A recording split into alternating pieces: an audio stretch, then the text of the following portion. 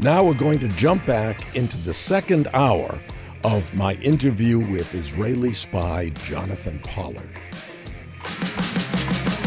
The mainstream media gives you the impression that there is nothing good about America. In direct contrast to that, my podcasts will prove by examples that America has always been and still is the land of opportunity for everyone.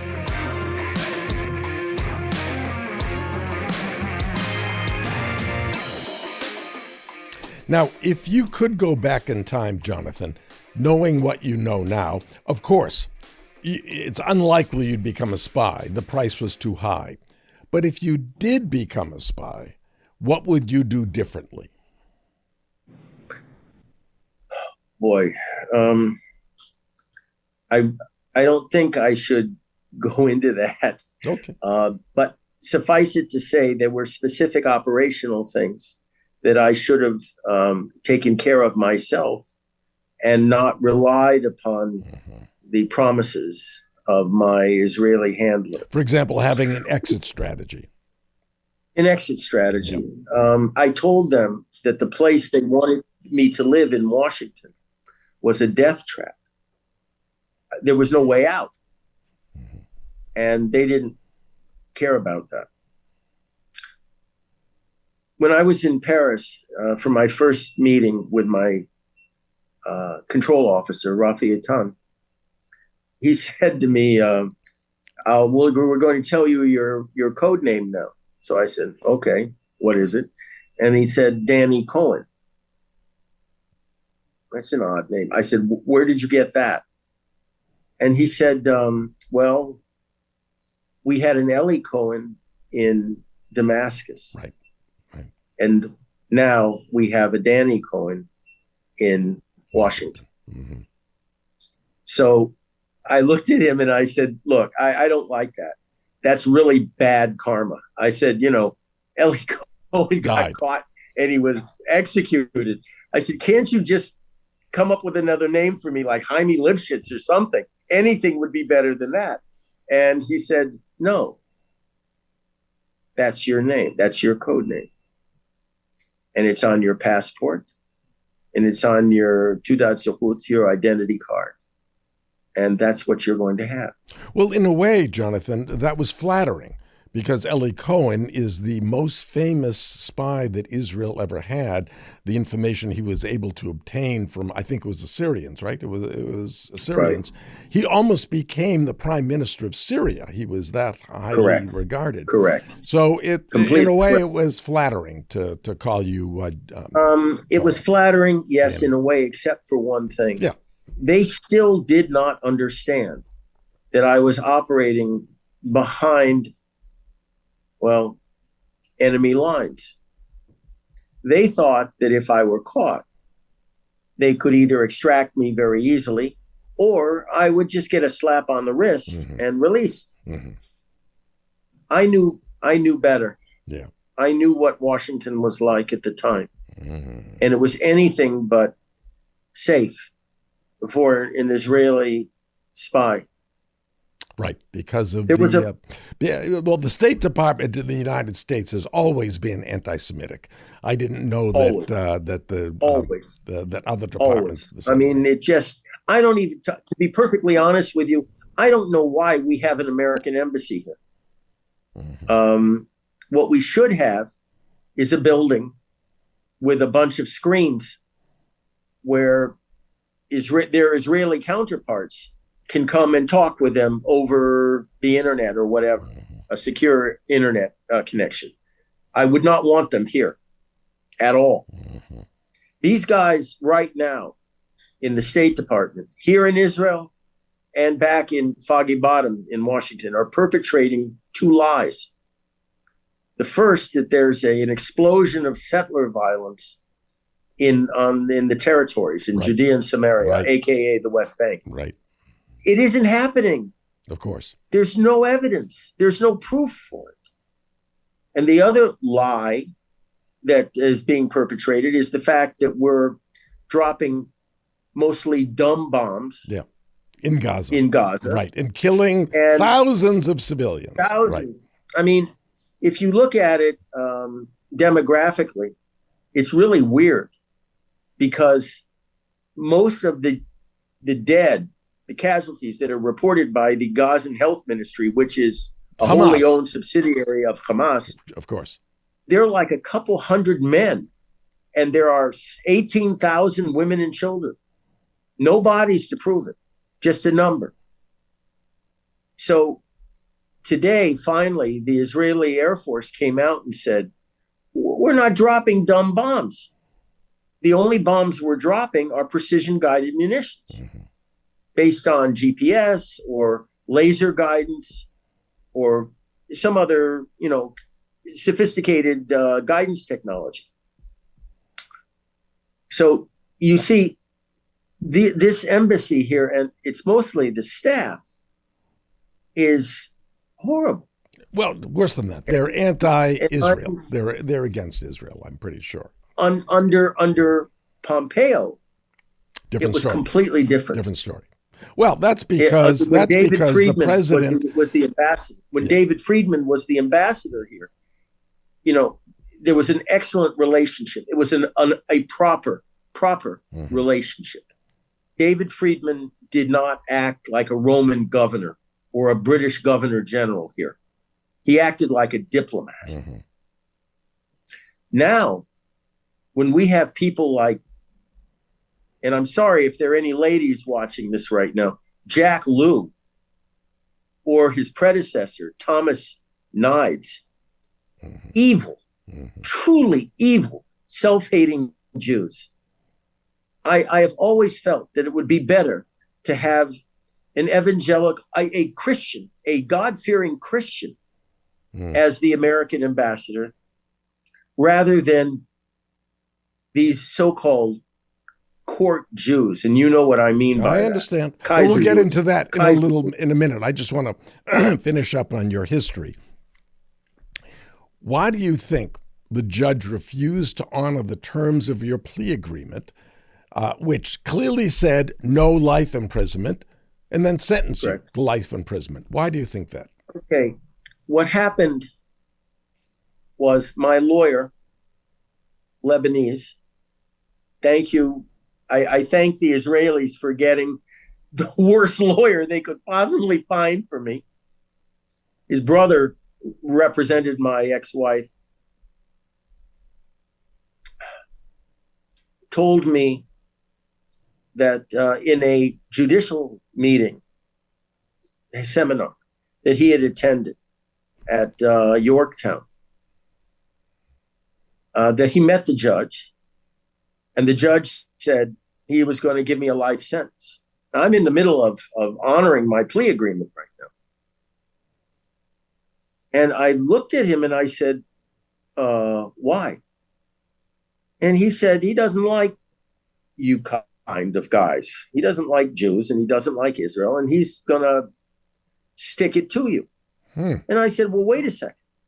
He signed a plea agreement, and what are you doing talking to him? That's ex parte. You can't do. How can you talk to him? And why am I continuing to cooperate? So I alerted my parents to this fact. They called him, they recorded him, and he repeated everything he said to me. So I realized at that time that the fix was in. I tried to get rid of him, and the judge refused to let me get another lawyer. I actually wanted Alan Dershowitz at the time.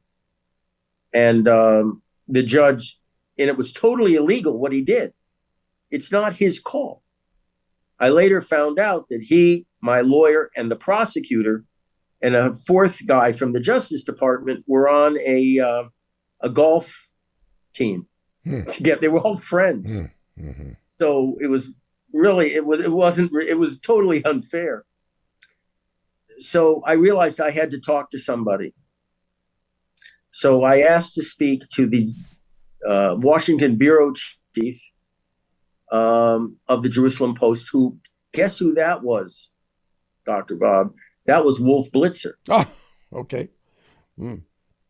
So Blitzer, I got all of my approvals from everyone. to go for Justice that interview. Department Yeah. to be able to see him. And there was going to be a monitor that would be there. Mm-hmm. And okay. So the day of the meeting, the interview, there was no government monitor. And I was a little put off by that. So I asked the captain of the prison, what's going on? He said, it was a snowy day. They couldn't make it. And they said to go ahead with the interview. It was a setup. A setup. This is so they could claim that you did it without their knowledge. Correct. Yeah.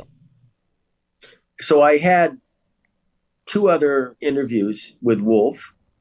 And by the way, just to complete this story with Wolf, he promised me that my last interview would not be published before I was sentenced.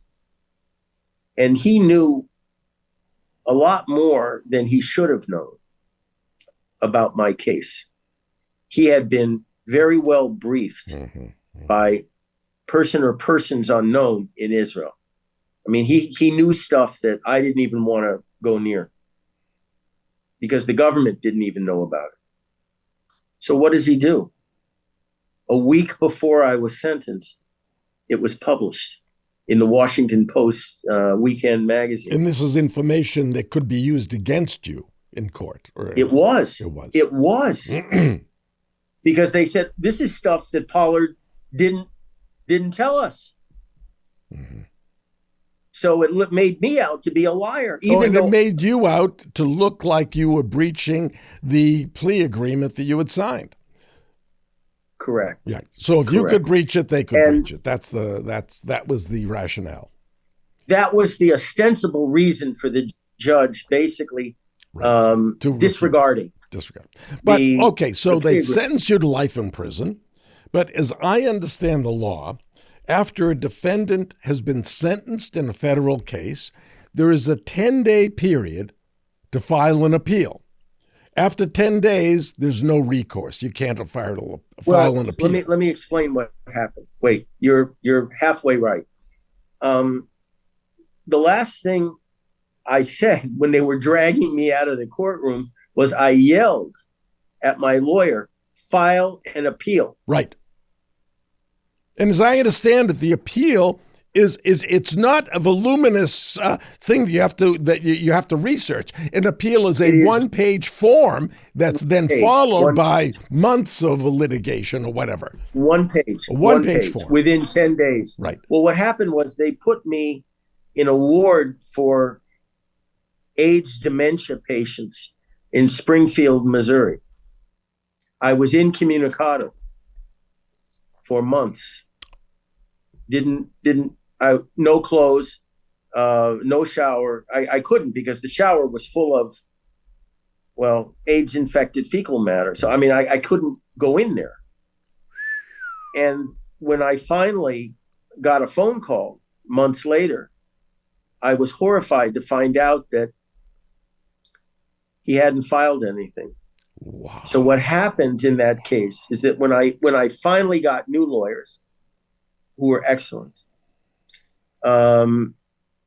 they filed an appeal, but it couldn't be a direct appeal. Yes, I understand. Because it hadn't been filed within 10 days. So the standard was much higher. So who was on the appellate board? You might find this interesting.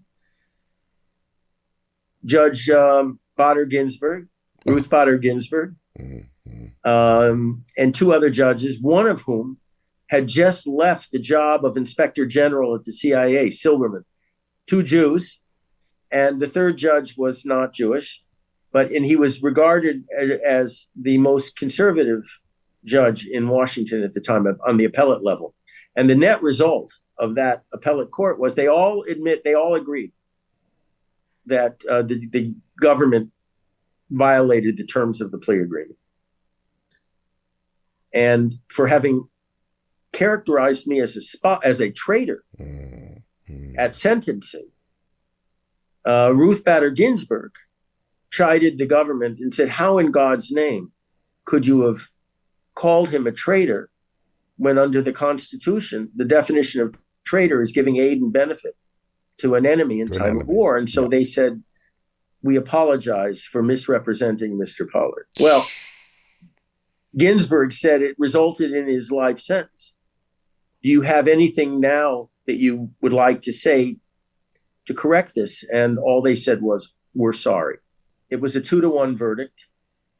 The two, Ruth Bader Ginsburg and Judge Silverman, the two Jews, said that basically everything I had alleged was correct, but I filed too late. Wow. And Judge Ginsburg's conclusion was, quote, whenever there is a dispute between justice and procedure Wins. Yeah. for the good of the system Yeah. must always prevail. Well, what a sad I want you to story. think about that. I want you to think about that belief of hers. It's frightening. Under that belief, you could send an innocent man to They his did. death, knowing that he was innocent. Now, I became interested in this case, in Jonathan's case, in around 2000. And I discovered that there are two types of spies: those that spy for an enemy and those that spy for an ally. And in 2000, it was right around Christmas, I went to a fundraiser for President Clinton. I met him personally and handed him a letter that proved that Jonathan's sentence was dramatically more severe than that of any other person on record who spied for an ally. Of the 14 cases that I found and that I refer to in the letter of individuals convicted of spying for an ally, the average sentence for that offense is 2 to 4 years. The range was from 0 years to a maximum of 14. But by 2000, the date of my letter, the time that Jonathan had already served was greater than the maximum sentence on record. In fact, his life sentence was the same as the sentences handed down to America's greatest traitors who spied for our enemies, such as Aldrich Ames, whose treachery ended in the deaths of American agents, and John Walker, who revealed our nuclear submarine positions to the Soviets. So it was a terrible injustice, Jonathan, that you were sentenced to such an egregious, outrageous term of life, of which you served 30 plus 5 years of parole. Terrible. Two things to point out. Number one, the then chairman of the Joint Chiefs of Staff, in an interview, indicated quite openly that my sentence was intended as a cautionary threat to the American Jewish community to remember where their loyalties lay. It's quite clear about it. And so in answer to a question about why was it so severe, that's the answer he gave. As far as sentencing is concerned, as I've always indicated to people, one of the problems I've had was defending myself against false charges of having done incalculable harm to the United States. As I said, the actual facts are different, and after 20 years, I found them. But there's a very simple, logical defense that I can run, which is as follows. If you look at my indictment, it says quite clearly, without intent to harm the United States. Okay. I think you and your listeners would agree that there is some information that is so sensitive that if it were compromised with the finest of motives to the closest of allies, that the harm to national security would be incalculable. Things like codes, things like agent names, things like war plans. And under those circumstances, the defendant, the agent, should have been indicted for intending to harm the United States because he should have known better. Should have known, right. Even though it was unintentional, he or she should have known better. Right. Yeah. Yeah. And in my case, the fact that I was not charged with intent to harm the United States should alert people to the reality, to the truth behind what I actually did. Because if I had done as all the damage that they claim I did, I should have been indicted for intent to harm the United States. And they couldn't bring it because there was no evidence. So in those cases, what happens is if you can't bring facts to bear, you go ad hominem. And I was accused of things that were, it was unbelievable. They threw everything they could at me to damn me as a really wretched individual. I remember once in prison, I was listening to NPR, and they had an intelligence officer from the CIA on, active service officer, and he related this story that I was actually the head of an Israeli mafia operation on the East Coast that was responsible for bringing in the bulk of the heroin onto the East Coast. So I'm listening. So when I walked out on the compound, all the drug dealers mostly the black guys came up to me saying, "My man, yeah, we didn't know you're the man. Who was your connection? We want to know. We want their names because we want to get in touch with them. We want our guys getting in touch with them." So for about a day, I was a god on camp. I was the horse dealer.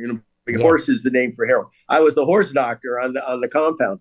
And my only comment to the press through my lawyers were, if I had access to that kind of money, do you think I would have hired this piece of crap for a lawyer that couldn't even file an appeal within 10 days? Everybody thought that was funny. And they realized it was just hooey. It was just absolutely ridiculous. It's clear to me that the reason that your first lawyer didn't file an appeal is because he was working with the government. He was working with two governments. He was working for the Israelis, and he was also working for the Americans. And both sides. Look, let me explain something. No, there's no reason why the Israelis would have wanted you to be in jail for life, right? There's no reason that. Of course they would. Why? I knew too much. They were all at the time denying they knew anything about me. I'll show you how they did that. My first plea agreement, there were two. My first plea agreement identified me as a bona fide Israeli agent working on an approved operation. I'm protected. When I came to give my plea, somebody from the State Department, I don't know who he is, he's a messenger, opened up his suitcase, his handcuffed and a briefcase, and gave the judge a piece of paper. So the U.S. attorney, an evil little man by the name of Joey DeGeneva, came over to our desk laughing, and he put the plea. It was a changed plea, edited plea agreement, and wherever it said I was a bona fide agent, it was crossed out with two inks, red and blue. The red was signed by Avram Sofer, the legal counsel of the State Department. I couldn't make out the name of the Israeli, the initial, but it was crossed out, and I had become a mercenary. Mm-hmm. And where it said an approved operation by the Israeli government, basically words to the effect of it was an off-the-books, unapproved operation. Everybody was running for the tall grass. Mm-hmm. I see. So at that moment, my ex-wife was deathly ill, and I said, we can't sign this. This isn't true. It's perjury. And my own lawyer said, look at your wife. You want her to die in jail? Because at the time, they were not treating her illness. They wanted me to talk. A bad picture. And I wasn't. A bad picture. Now, 30 years in prison is a very long time. What did you do to pass the time, Jonathan? Well, I had jobs. I worked in the, after the solitary confinement, and I came to an open prison. I worked as the cutter in the shirt factory. I cut cloth. And then when they closed that down, I was in the optics. I made glass lenses. And then I was called in by the internal security people and asked to become an informant in the where all the inventory was passed to the front to be made into glasses and lenses. And I categorically refused to do that. And so they punished me by saying, okay, you'll clean toilets for the rest of your life if you're not going to play ball. And I was very happy with cleaning toilets rather than becoming a rat.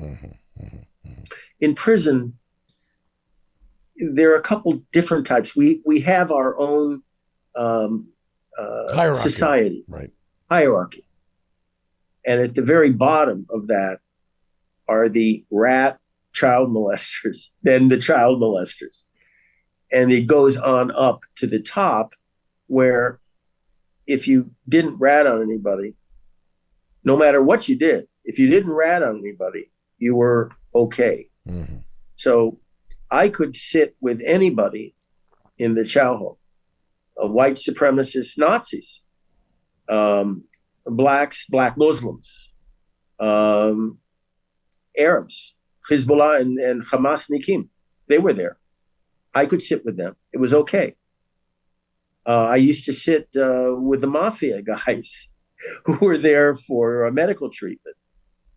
The big guys, the capo di tutti capi. I mean, but I was fine. So it sounds like they knew that I wasn't a rat. It sounds like the inmates didn't treat you any differently because you were either a spy or because you were Jewish, right? They didn't treat you any differently. No, not at all. In fact, I wore a kippah and I had tzitzit. I mean, okay. And nobody ever said anything about that. I never got any anti-Semitic comments or threats or anything because of it's the way you carry yourself. I mean, I wasn't involved in anything. Drugs, booze, sex, anything. I tried to stay on the straight and narrow, but I'll tell you why. I mean, apart from the obvious reason, I was the only Jew there. And I did not want to set a bad example for the 5,000 guys. Most of them had never seen a Jew before. You were at least one without horn. Out of 5,000 inmates, you were the only Jew. Yeah. Until, get ready, Bernie Madoff showed up. Same prison? Same prison. Wow. And that was, well, he was my next door neighbor, and he didn't like me at all. In fact, he hated my guts. And he said to me, why is it that the Jews like you? Why don't they like me? And I said, Bernie, you're a piece of, you know what? Look who you robbed with the stupid Ponzi scheme of yours. I mean, there wasn't a drop of altruism in your activity, nothing. And his attitude, you know what? Here's the way I put it. I've known a lot of immoral people in my life, a lot, unfortunately. But I never met an amoral person until I met him. And I was sitting at lunch. There wasn't much for me to eat, but I was sitting there anyway. And he sat down. And two black guys sat down. They were there for medical treatment. They were very high up members of the gangster disciples and the Bloods. Bad guys. You didn't really want to cross them at all. But they were friends of mine. So they sat down, and Bernie used a racial epithet, the N-word, with them. And looked at me and said, "Why do you let these guys, the N-word, sit at the same table with you?" Well, I'm expecting at that point for a bloodbath. Yeah, I'm not going to get hurt. Yeah, but I don't want to be covered in his blood because I only have one shirt, and it just becomes logistically difficult to get it clean. So I looked at these two black guys and I said, "Whoa, they said, "Don't worry, Jonathan, it's okay. We know what he's doing. He can't do the time. So he wants us to kill him. Oh. And we're not gonna do that." So the last thing I said to Bernie when I left prison, it was the worst thing one inmate doing life could say to another one who was basically doing life. I wished him that he should live forever. I see. Yeah. Mm-hmm. He was that nasty. Horrible. That horrible. Nasty. Now, most of your life... Allegedly, I got into a fight with him. Allegedly. Unlikely. You're not a fighting kind of guy. Now, most of your life, Jonathan... You don't know me very well. Yeah. Wait, you don't know me very well. See. Yes. So what happened was, I guess he got sent to the hospital. So I got called in by the captain, and she said to me, "I've been told that you were responsible for putting him in the prison, putting him in the hospital." And I said, "Well, I've never lied to you before, so don't ask me a question like that." So she said, "Well, when you do find the person who did it, give him a message from me. If I ever find out who it is, I'm going to put extra charges on him and put him away for even longer." Mm-hmm. And I said, "Why is that?" She said, "Because he didn't finish the job."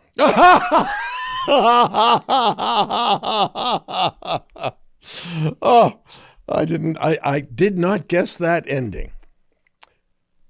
Most of your life, you were not an observant Jew, but you became one in prison. What caused that conversion? What happened was after I was sentenced, I went to a special prison that I hadn't known about, which was kind of scary for a person in my field not to know about this. It was about 150 meters underground.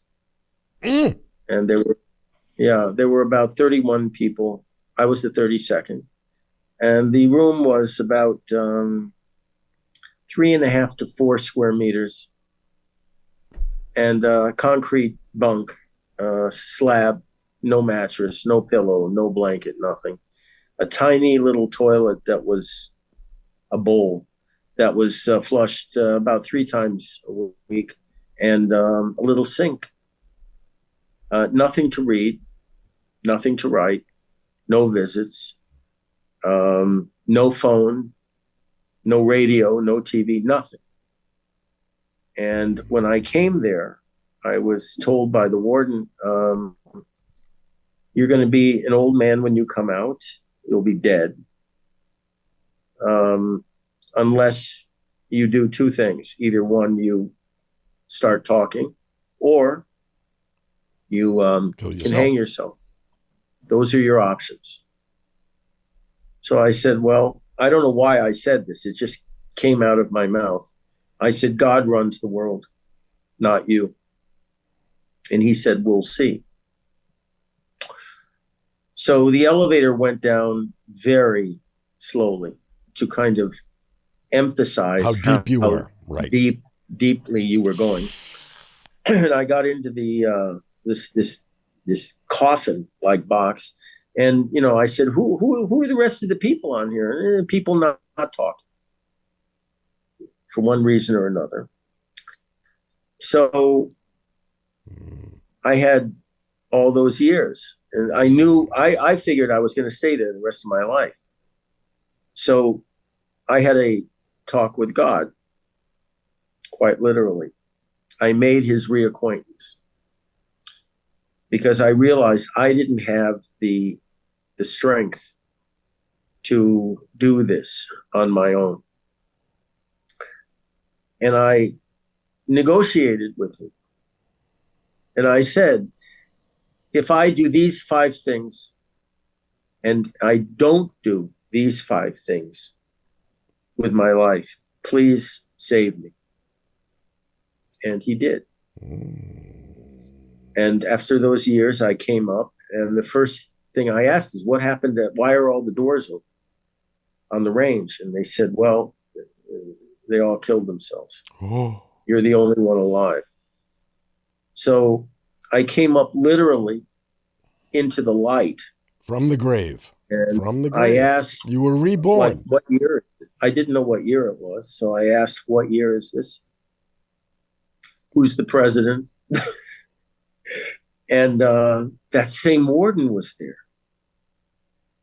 Big guy. I was all trussed up like a Thanksgiving turkey at that point. I mean, I couldn't move.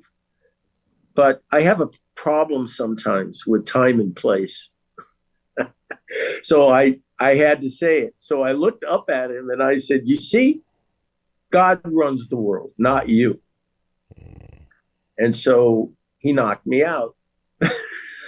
I have a tooth missing. I won't fill it. It was the sweetest pain I ever had because I really got this guy mad, unbelievably mad. And that's the only satisfaction I could get out of it. So he charged me with incitement to riot. There's nobody there. I'm out in the middle of a field. I mean, I'm surrounded by officers with guns. I'm trussed up, like, as I said, like a Thanksgiving turkey. And he's charging me with incitement to riot. Well, they later got rid of that. But when I went to the next prison, I observed the promises that I had made to God. And I still observe them. And people ask me, how did I live? How did I survive all those years in a killing field? And I said, I lived because of 2 things. One, the love of a good woman, Esther, my wife, who later died in Israel of met 2 types of metastatic cancer and leukemia. And her advice to me to live only in fear of God, Yirat Shamayim, as they say in Hebrew. And she told me, no matter how big the guy is or how well armed he is or how sick you are or whatever, you don't show fear. You just fear God. That's all. Well, Jonathan, it's clearly worked for you because your affect, your personality maintains a positive aura about you, despite the terrible situation, the terrible way that you've been treated for 30 years. Now, I was blessed. I was blessed with a wonderful wife and a God that saved me. So why should I be angry? I think you're a role model for not only for survival, but for having faith. Now, you've been in Israel for about 3 years. What have you been doing with your time? Well, the first thing that I had to do was take care of my wife. And it was, I'm not going to lie to you, it was pretty devastating. My father was in vaccine production, R&D, and mostly cancer research. So I knew it wasn't going to end well. And so I had to take care of her for about the year and a half that she lived here. When I came out in New York, she was diagnosed with 6 weeks to live. And I literally got on my knees at that point and said, take me. Don't take her. She's done nothing wrong. Quite the opposite. Well, I guess God heard me because she lived for 6 years after that. The treatments were horrific.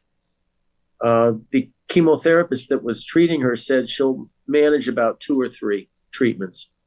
She managed 57 of them. 57. Horrendous 8-hour treatments 3 times a week. And she never stopped smiling. Not for a moment. So when I came home, it was my turn to take care of her. And I did as best I could. The treatment here was superb by the Hadassah in Kerem. The chemotherapy and the treatment, everything was wonderful, but she was just overwhelmed at the end. Of course. Of course. By 2 types of metastatic breast cancer and leukemia. They couldn't even find a normal blood cell at the end. And after that, what have you been doing now? So after that, I started a GAN, they call it. It's kind of like a nursery, a kindergarten in Tel Aviv called GAN Esther, because she was a teacher at first. And it's for, kindergarten kids to teach them the faith, Jewish faith.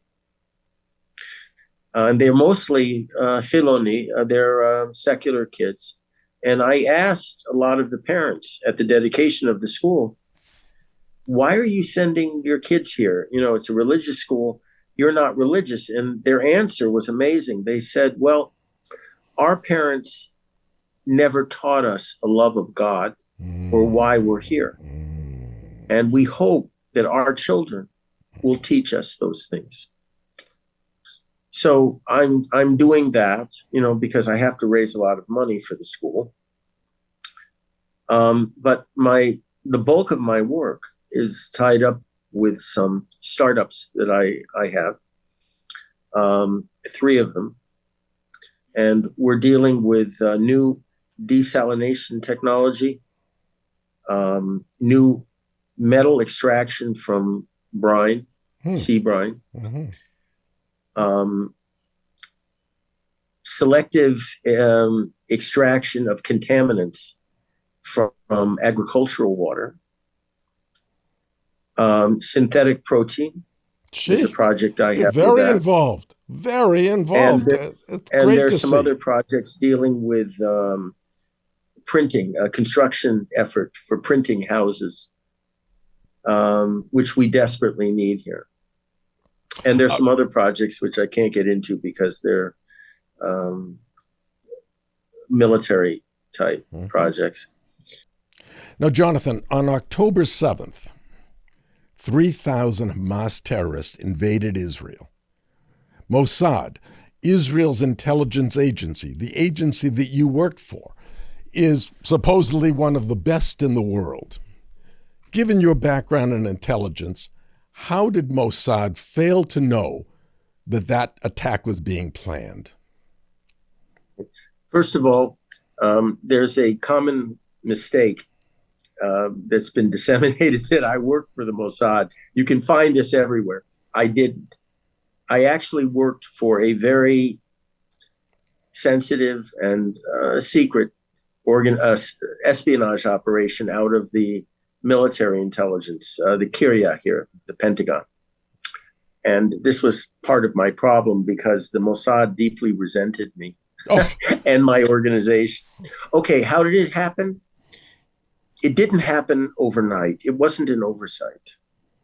Back in 1973, during the run-up to the October War, the Yom Kippur War, there was what was called a conception, or in Hebrew, conceptia, that war would not occur unless certain boxes were checked. For example, until the Egyptians in particular had deep strike aircraft like the Phantom, or ballistic missiles with high degrees of accuracy, things like that. There were boxes. And if those boxes weren't checked, then war was not going to happen. Despite the fact in 73, we had a spy. It was Nasser's son-in-law who was reporting quite accurately that war is coming. And, look at the exercises, look at the planning, look what they're doing.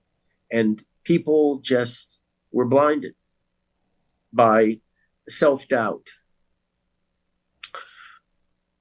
On the day of the war, when everybody realized that war was inevitable, it was coming, it was within hours, and the Air Force in particular wanted to launch a preemptive strike, Golda Meir said no, because Henry Kissinger had threatened her by telling her that if you do strike preemptively, we will not support you. You have to absorb the first strike. Since 73, what had been a very offensive-oriented army suddenly became very defensive in nature. The notion of preemption or even prevention was thrown out, doctrinally was thrown out the window. And in its place, we had things like the euphemisms were mowing the grass. I remember hearing that. Kicking the can down the road, managing the enemy. The notion of decisive war was completely banished. When I first came here, I gave a few lectures. And I asked a bunch of generals for their definition of victory, a simple war college type definition.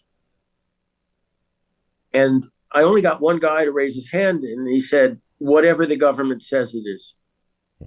And I said, that's wrong. That's not a professional answer. It's a political answer. I'm not asking for that. I'm asking for a professional answer. So this rot just kept spreading to the point where we kept fighting Hamas over and over again, and they kept improving. And they were firing more and more missiles at our Iron Dome batteries. Why? They were trying to figure out how many missiles it would take to overwhelm them. And most of us knew that. So there was a conceptia with regard to Hamas that they were just like, well, businessmen. They were, you could buy them off. They weren't interested in really fighting. They were interested in occasionally waging a rocket war and then getting money from Qatar and getting on with their sordid lives. At the time, starting 3 years ago when I came here, I was telling people, you've got it wrong. These guys are serious. And then this whole notion of a multi-front war came out from the Iranians, that we would be hit simultaneously by the Hamasnikim and the Hamasniks, the Hezbollah, the Iranian militias in Syria, and an uprising in the West Bank, in the territories, by the terrorists and by the Palestinian Authority, Preventive Security Service, the PSF. And nobody could figure out what to do about this here. And I started writing a lot of things openly, publicly, saying we have to start eliminating the various fronts, because if we don't, we're going to be overwhelmed. And people called me alarmist. I wasn't the only one writing these things, but because of my notoriety, I was like a lightning rod, which was the way it was. So I had suggested 3 years ago a war plan against Gaza that required about 4 different types of conventional weapons that would be used over the course of a week, that would, after warning the civilians in Gaza to get someplace, would completely level the strip from one end to the other, and would allow us then to occupy and annex the strip, and then redeploy the bulk of the troops to the north to deal with Hezbollah. I have talked to a lot of evacuees from the south in hotels right around where I live. I want to be clear. You mean evacuees from Israel who left their homes in the north because they're worried about Hezbollah? No. There are 2 groups of evacuees. Ones that were evacuated from the north, and ones that were evacuated from the south. Yes, but again, it's Israeli evacuees. We're not talking about Gaza. Israelis. It's over 150,000 minimum. So I talked to a lot of them here in Jerusalem, in Yerushalayim, and I asked them a very simple question. I said, would you go back to your homes and feel safe if there were Arabs still living in Gaza? And they said, no, we would not. And these are, for the most part, very left-wing Israelis. And I said, what would make you feel safe? And they said, the total depopulation of the Strip and its annexation by Israel. Then we would sleep at night. We do not believe in offense anymore. We do not believe in our army anymore. And we do not believe that our government will tell the truth, even if they saw another October 7th happening out of Gaza. That's how bad it is here. So how did it happen? Hubris, narcissism, criminal stupidity, and this notion that technology could substitute for understanding the enemy and for Mark I eyeballs. The women observers, especially on the border, for months were calling in reports saying they're getting ready for war. I had no idea. We have, I pay attention. I pay attention to the media and read everything about this. There was no report of that in the American press. There were tons of reports that were not only overlooked. Why? Well, I mean, I hate to be misogynist. I mean, I hate to support this notion of misogyny here, but it was because there were women reporting it. The observers were almost 100% women, and they reported accurately and correctly what was happening and what was coming. And one group of observers was actually threatened by the current commander of the South, this guy Finkelman, who should be in jail right now for dereliction of duty. They were actually threatened with imprisonment if they kept complaining about these exercises that were happening. He actually threatened them with imprisonment if they didn't shut up. Wow. So look, in the days and weeks leading up, as you know, we had these anti-judicial reform protests. And they were actually an attempted coup d'etat. Yes, of course. By the leftists here. Yeah, I understand. Now, what happened was they started this business with the army here, with people saying they wouldn't serve and everything else. Because of my training, the first thing I did was I looked to see what Hamas, Hezbollah, and Iran was saying about this. And it was deeply troubling, because they were buying the misperception disseminated by the left that the army was not incapable but unwilling to mount an effective defense of the state because of this dissension in the ranks, which was greatly exaggerated by them. We all knew this. So I brought this to people's attention by saying, look, this is a misperception, but more wars in the Middle East have been caused by misperception than by calculation. Right. Okay. Nobody cared. Nobody cared. They said, it's just talk. It's just talk. You're an alarmist.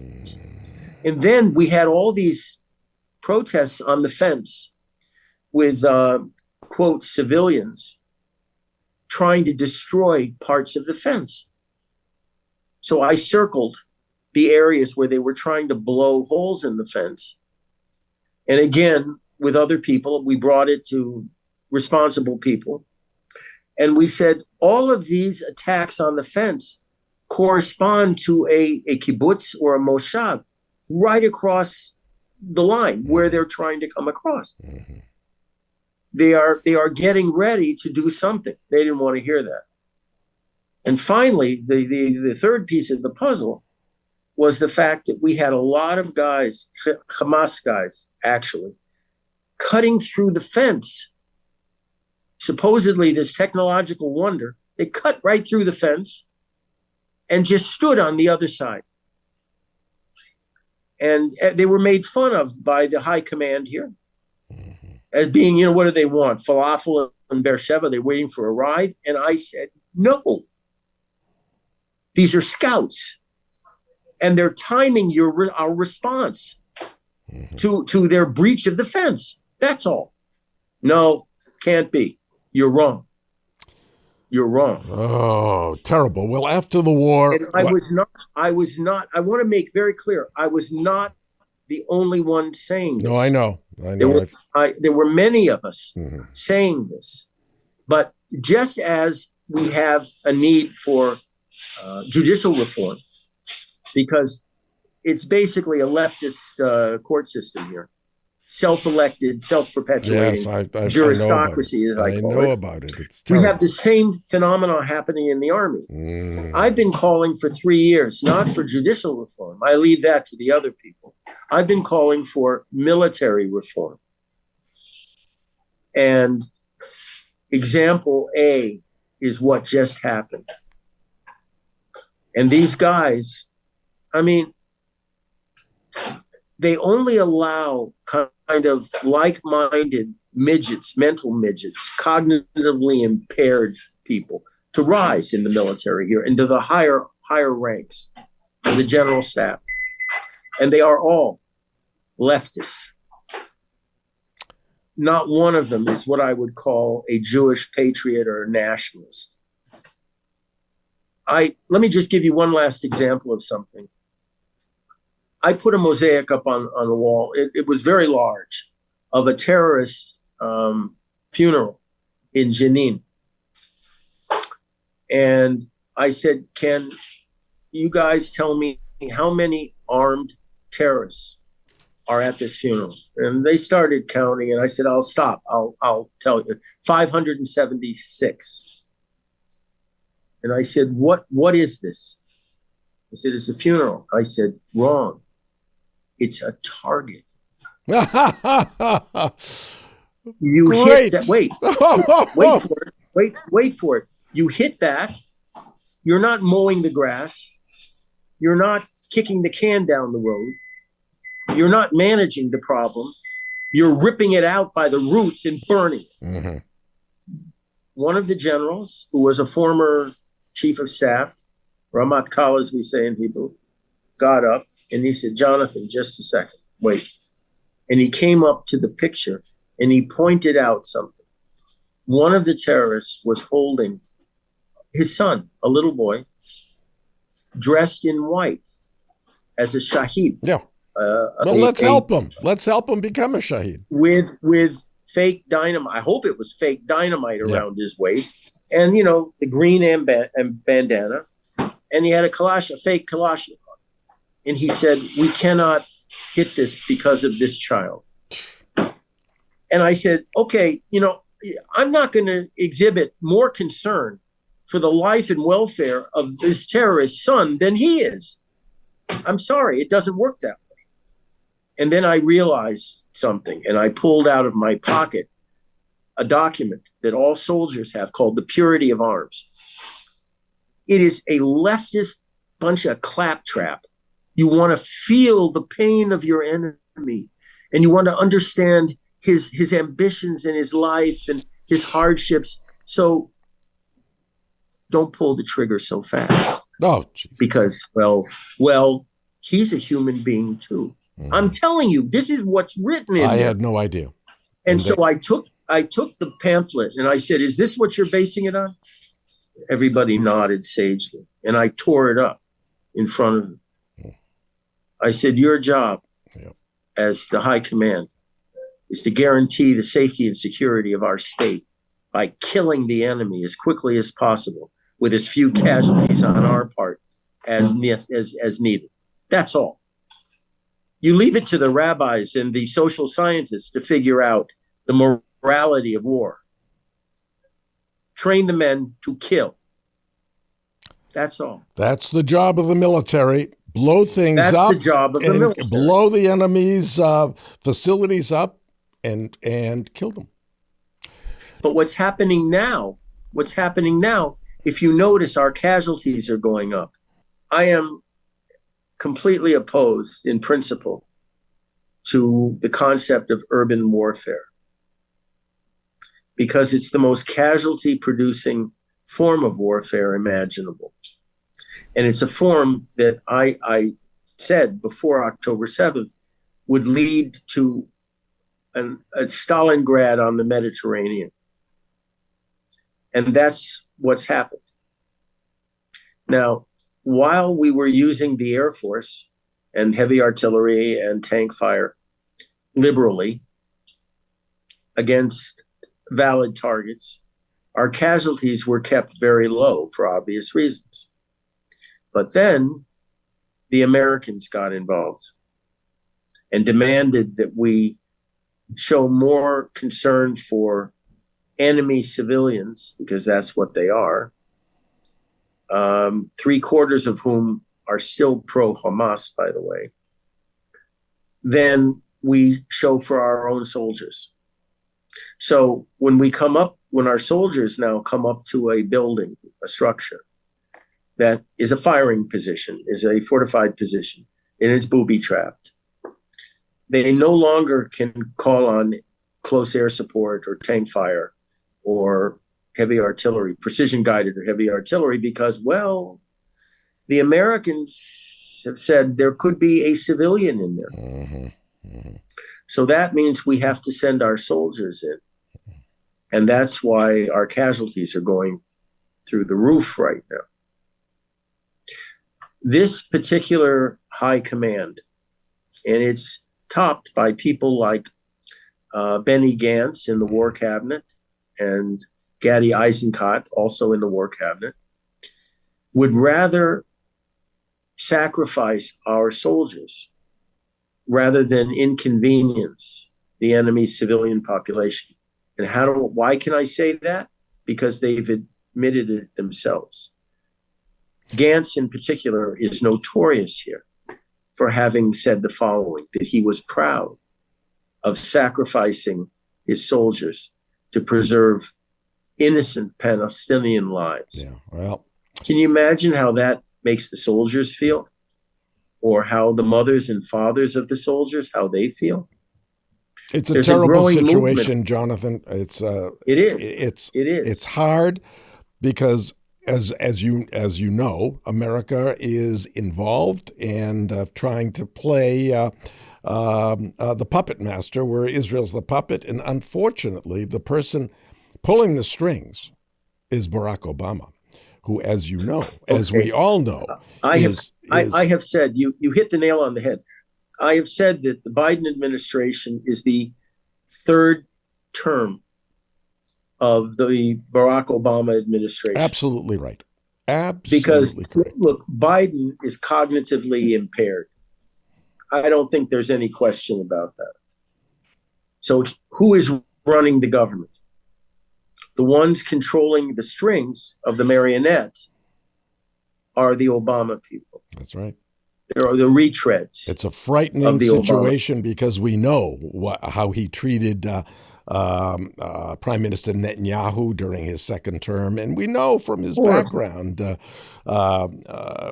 with these anti-Semites in his background as he was growing up. Correct. So he's no lover of Israel. I want to thank you for spending time with me today, and thank you, Jonathan, for the sacrifices that you made to provide Israel with important military information at the time when they really needed it.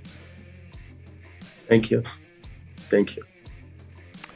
And thank you for watching. If you enjoyed this episode of Life Lessons with Dr. Bob, please subscribe and you'll be automatically notified of future podcasts in this series. Thanks so much for listening to another episode of Life Lessons with Dr. Bob. If you enjoyed these interviews with some of today's most influential thought leaders, please follow and rate the show on your favorite podcast platform. And don't forget, you can also watch each episode on YouTube as well. We'll see you next time.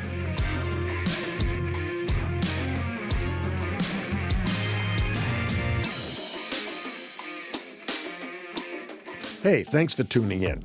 I appreciate reading your comments on YouTube and social media, and now you can submit your questions on my website as well. Head over to lifelessonswithdrbob.com and click the question tab at the top of the page or the one on the right side of the screen, and let us know what's on your mind. I'll answer your questions at the beginning of each episode, so let it rip. Let's have some fun.